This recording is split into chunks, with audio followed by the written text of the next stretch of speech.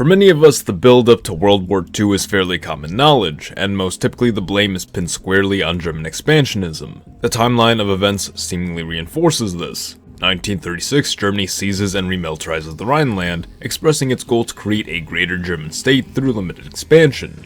King Edward VIII of Britain allows this, but is eventually forced to abdicate. Germany, Japan, and Italy leave the League of Nations at various points and join the Anti-Comintern Pact some years later. All three make notable annexations during the 1930s. 1938, in line with Germany's vision of bringing the Germanic people under a single state, Austria is annexed, and after much contention, the Western powers allowed Germany to annex the Sudetenland as well, in essence allowing for the eventual breakup of the Czechoslovak state. Britain would justify the action as a necessary appeasement of the Germans, who along with the British stood as pillars of peace and security against Bolshevism. This would, however, be the last expansion Britain would tolerate. The Germans in turn promised that Czechoslovakia would be their last territorial demand made in Europe, something which appeared to herald the beginning of peaceful relations between the Germans and British, but this promise quickly revealed itself to be made on shaky ground as the Free City of Danzig and the Polish Corridor were demanded soon after, prompting Britain and France to provide Poland a guarantee of support against potential German aggression, hoping they could take the Germans at their word, but preparing should that not be the case. It's important to note that there's a lot of nuance that's being glossed over here, and we'll try to cover some of that later on in this video. Moving forward, Italy would annex Albania the following year, with little backlash from the West. This having been a potential test of Western dedication to preventing further annexations by the Axis, one which only emboldened Germany. The Germans, feeling confident the city of Danzig and Poland as a whole were beyond the interests of Britain and France, would continue to gamble with its eastern demands, which it assumed felt closer to the interests of the USSR. The Germans and Soviets thus would come into agreement for how authority in the East should be divided. The Soviets, having found little support from the West in achieving their own goals of expansion, would put forward to Germany their ambitions in Finland, Estonia, Latvia, Poland, and Romania, while Germany expressed its interests in Lithuania and Poland. Coming to terms with their place in Europe as pariahs to the Western democracies, the two would establish a special relationship for shared dominance in Eastern Europe, and it'd be decided in the Molotov-Ribbentrop Pact that Poland would be divided between the two, the Soviets further being free to expand into their desired Western territories unhindered. With both Germany and the USSR mounting a joint effort against Poland, there was a sense that Western involvement would now be fully discouraged. However, because the guarantee to Poland only guaranteed against a German act of aggression, and because the Soviets launched their invasion a few days after Germany's own, the USSR managed to get away with its role in the effort, proceeding to impose itself upon other lands of interest while Germany, France, and Britain duked it out. Of course, Germany would occupy France, find itself in stalemate with Britain, later declare war on the US and USSR, and eventually face defeat. Post-war, Germany was reduced to power and stripped of its annexed lands. However, the Soviets emerged stronger than ever before, now holding a sphere of influence in Europe which included Czechoslovakia, Hungary, Bulgaria, and a portion of Germany, in addition to all territories it held interest in prior, paving the way for nearly a half-century of global competition between itself and the US as the world's leading powers. But what if that changed? What if in an alternate timeline, the Soviets, and only the Soviets, invaded Poland? Before going any further, I'd like to take a minute to thank today's sponsor, the Ridge Wallet. Don't you wish you had some way to organize all your stuff in a neat little carrying case you can carry with you? Like a wallet. But wait, you don't mean this, do you? This must be one of those newfangled portable chargers the kids are talking about. It's so sleek and futuristic. Tell me, are you tired of big bulky wallets that make you look like you just crammed half your belongings into your pocket? Then you need the Ridge Wallet. Believe it or not, this compact receptacle can carry up to 12 cards and more cash than you probably know what to do with. It's ridiculous. Odds are you're probably carrying a wallet made out of some kind of leather, that's great, but with Ridge you're getting a wallet made out of only the finest ingredients. We're really talking high grade quality here. Aluminum, titanium, carbon fiber. If that sounds impressive to you, it's because it is. Durability, utility, beauty, we're looking at the wallet you might spend the rest of your life with right here. Why? I just said why. 1, it's easy to use, keeps everything neat and orderly. 2, it looks fantastic. You're gonna get questions about where you got this. It's a conversation starter. 3, these materials are tough as nails. You don't need to worry about this thing falling apart one day. Won't matter if it does, because every wallet comes with a lifetime warranty. Still not sure if it's right for you? Tell you what, we're so confident of this product that you get 45 days to try it out, see if it's right for you. If not, you can return it for a full refund. Right now, you can get yourself a Ridge wallet with a 10% discount and free shipping when you go to ridge.com/MonsieurZ and use promo code MonsieurZ at checkout. Links in our description. Now, back to the video. On the surface, it might seem as simple as having the Soviets initiate World War II, thus pitting Britain and France against the USSR instead of Germany, with the Germans possibly acting as a supporting power to either side, depending on how we go about reaching this outcome. Realistically, however, it's much more complicated. The events which motivated Britain's declaration of war upon Germany progressively built to that point over a period of multiple years, and held their basis in a historic animosity between the two states, which framed the Germans as the new France of the European continent, that meaning the most present threat to Britain's global dominance. The Soviets, in contrast, though perceived as an enemy to the West because of their communist ideology, were far less capable of threat to Britain and its balance of power. Soviet interests of the time laid squarely in Eastern Europe on account of Stalin's policy of socialism in one country, and thus hardly impacted Britain's political or economic agenda at all. Whereas Germany had historically demonstrated global ambitions and immediate gains in Western Europe, not to mention attempted exclusion of Britain from continental affairs. Although such was not necessarily the case for Germany's then present regime, which sought collaboration between itself and the British, but understandably Britain was hesitant to believe this claim. In truth, there was a great deal of miscommunication which soured genuinely benevolent actions between Germany and Britain to come to a mutual understanding. Britain not wishing to make Germany feel cornered and oppressed, while the Germans attempted not to tread on matters which directly concerned the British. However, the two wound up distrusting each other, opening the doors to hostilities. Poland had a role to play in this decaying of relations, as despite attempting to remain a neutral party between Russia and Germany, it tended to antagonize both by painting the Germans as natural aggressors and the Soviets as expansionist and subversive. Germany attempted to make Poland an ally against what it perceived as an inevitable alliance between the British, French, and Soviets, expecting Poland to seek a realistic ally against Soviet expansion. But the Poles instead opted to align themselves closer with France and Britain, essentially encircling Germany and leaving it on high alert. Where Hitler once tolerated Poland's claims to the corridor, now any fair play by Germany was seen as potentially conceding a vital asset to the enemy, and so an aggressive position was adopted. Aside from the Soviets holding interests outside of Britain's own, the British were not quite capable of directly combating the Soviets effectively, needing to do so through various proxies just to reach them, whereas Germany could be immediately attacked by sea, by air, by routing land forces through France, Belgium, Denmark, or the Netherlands. This meant that if the Soviets alone invaded Poland, there wasn't much Britain could do to stop them in time. Further, there wasn't much desire to even attempt such a thing, as while Germany's expansion to Poland represented a threat to British security, and a violation of a recent promise which made Britain look weak and foolish, the Soviets, who had yet to make significant claims and lost a good deal of Imperial Russia's western territories, were expected to settle various remaining border disputes created in the post-Great War world. This had actually been part of the justification behind much of the expansions made by the Axis, some in the West seeing the annexations by Italy and Japan as former allies simply claiming their rightful due, while Germany's remilitarization of the Rhineland was seen as, quote, the Germans walking into their own backyard.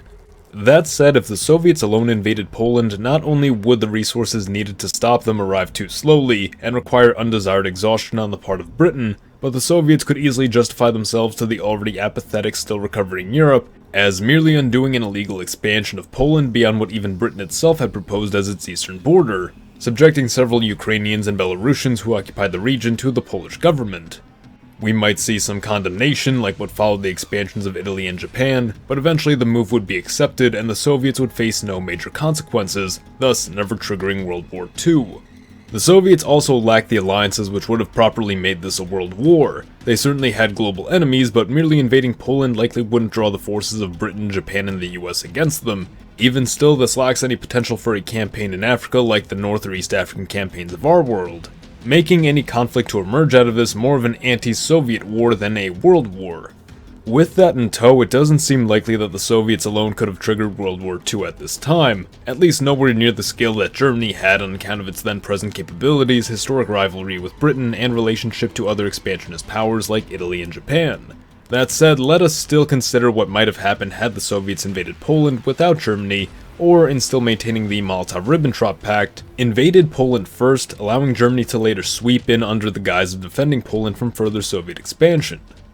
Unlike the Germans, who utilized expert leadership, sharpened tactics, and synergistic cooperation between its land and air forces to invade and occupy Poland in a matter of weeks, the Soviets would find themselves bogged down in a several-month-long conflict the likes of the Winter War in Finland. See, while we often remember the USSR as having been this juggernaut of a state, prior to and even during the Second World War, it fell far short of being the global superpower it would later become. many of its military victories and conquests of the time easily being attributed to factors outside their own control, even the post-war occupation of Eastern Europe having in tremendous part been aided by the sheer devastation sustained by these states, and the inability of the Western powers to act against it. It would only be following their entry into the Second Great War that the Soviets finally began taking major steps toward building a stronger military and international capabilities, as the national focus had previously remained fixed inward on industrializing, consolidating power, and reforming old Russian systems to the new Soviet model. Countries like Finland, Poland, and the Baltic states remained exceptions to this rule because of their historic place as former parts of the Russian Empire. As Stalin consolidated power and began developing crucial lands within the USSR, it became clear to him how necessary Western buffers were to the security of the Union's major cities. In his mind, dominance of these bordering countries was crucial to the success of socialism in one country, even if the states themselves weren't communist but merely friendly. Now, the Poles were easily more formidable a force than the Finns in regard to air and manpower, so much so that escaped Polish pilots went on to play instrumental roles in Britain's own air campaigns against Germany later on. This means that the Soviets would be held off quite effectively by the Poles, preventing Germany from justifiably stepping in, although an offer is likely made for a German-Polish alliance. Poland would have held out hoping to receive aid from France or Britain, but both would hesitate, leaving Poland's sole ally in the conflict to be the Kingdom of Romania, with whom Poland had a long-standing relationship aimed at preventing Russian or German dominance in Eastern Europe. Eventually, much as was the case during the Winter War, the Soviets would muster a partial victory through both overwhelming numbers and improved military leadership, annexing all lands east of the Curzon Line. The drawn-out nature of the conflict and Poland's refusal to accept German support prevents Germany from intervening, leaving an independent but reduced Poland stuck between its two larger neighbors. Post-war, the Soviets would have learned from their shortcomings in Poland and initiated a series of military developments, though having emerged victorious would feel emboldened and immediately turn their attention to the Baltic states and Finland. One might argue by this point, certainly one of the Western powers would have intervened, but often is forgotten what occurred in our timeline, when there was roughly an 8-month period between France and Britain's declaration of war on Germany and the actual initiation of any large-scale military action by the Western powers. If in this alternate world the Second Polish-Soviet War failed to attract a Western response, we could imagine an equal period of delay in responding to the Soviet invasion of the Baltics and Finland. Even in our world, France and Britain had attempted to support Finland in the Winter War, however found Norway and Sweden unwilling to cooperate in the transportation of goods and soldiers, out of fear that they themselves might be drawn into the conflict. An invasion and occupation of Norway was also considered by the West to assist Finland, but only because it would have benefited their position against Germany, whom they would have then been at war with. Absent Germany's role in the invasion of Poland, it's far less likely an aggressive approach would have been taken in Scandinavia, leaving the Finns to their own devices and, as in our world, making minor concessions to the USSR, but emerging with its sovereignty intact. To avoid a timeline in which World War II is simply delayed, we'll assume that Germany decides to abandon any future plans of invading Poland, but instead seeks to subjugate it politically, much as it had done to Romania via the German-Romanian Economic Treaty, which gave Germany a bounty of Romanian resources in exchange for military training and equipment, as it appeared the Soviets were shifting their attention to Romanian lands. In the case of Poland, Germany might demand a leasing or co-ownership of the Polish corridor, also in exchange for military resources to defend itself against another Soviet incursion. In the months following the Second Polish-Soviet War, Poland and its ally of Romania would foster a closer relationship as they increasingly feared their more powerful neighbors. Finland too would be drawn into this alliance of neutral states, having itself received military support from Germany to prevent a total Soviet conquest.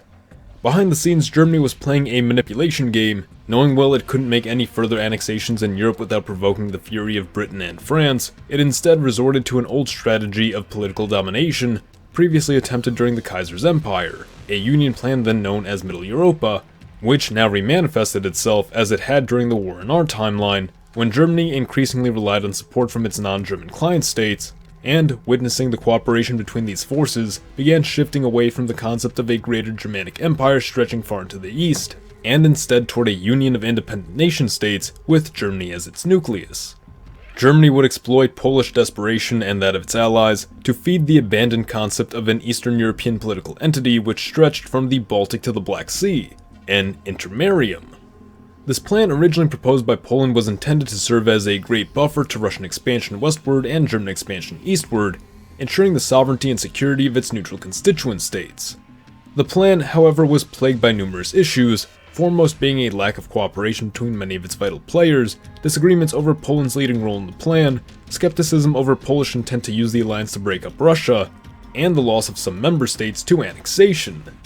Now it would be back on course with total German subsidization, fostering dependencies in Poland, Finland, and Romania, which would be ripe for the picking once the covertly planted seeds for anti-Soviet resistance finally sprouted. Germany had in essence, through one-sided treaties and political manipulation, made the governments, militaries, and economies of these three states subject to Germany's whims, in exchange for the means with which to combat the communists and take back all they had lost, believing throughout the process that the Intermarian plan could still ensure their independence from both Russia and Germany, despite the Germans pulling the strings this whole time, and gradually bringing them closer to their way of thinking, producing what amounted to an eerie parallel of the Eastern Bloc, but now with Germany as the leading power behind it. Recognizing that the Soviets were improving their military based upon how the wars in Finland and Poland had progressed, the Between Seas Alliance stressed the urgency of launching a joint campaign before the USSR became too powerful. The time would finally come as the Soviets now appeared ready to invade Romania, having long claimed right to the eastern land of Bessarabia, though no doubt prepared to take more if the opportunity presented itself. As in our world, an ultimatum would be issued to Romania for a full withdrawal from the region, but rather than simply concede to the terms as they had in our timeline, the Romanians would retaliate in force, taking the Soviets by surprise as they launched their assault alongside two simultaneous invasions from the north and west. Supplemented by German resources and manpower, the three states would push deep into Soviet territory, the Finns occupying Leningrad and much of the northwestern coast, the Poles annexing the whole of Belarus, and the Romanians liberating the Ukraine from Soviet rule, depriving the USSR of significant agricultural and industrial land, thus dampening any threat it might pose in the future. By invading Poland alone, the Soviets would have spared Germany an excruciating war with Britain, which would have inevitably hampered the Germans' later war effort against them, but in this alternate world, that never happens. Because the USSR cripples Poland without triggering a larger war, Germany is able to more effectively dominate its smaller eastern neighbor without resorting to military confrontation, much like it would have done with Hungary and Romania. Appealing to the shared concerns of the USSR's border states and exploiting knowledge of Soviet plans for expansion, Germany would bring together these relatively small powers into a unitary front they themselves had previously considered. Having nurtured goodwill and dependency from these states while bolstering their armies to take on their shared foe, Germany would come away with a hub of economic and military power in Eastern Europe, hand-delivered to it by its three grateful allies. And that is where I'll end this video for now. The US of Z thanks you for watching. Support your legion by liking the video, or join our ranks by subscribing for more. Mr. Z, out.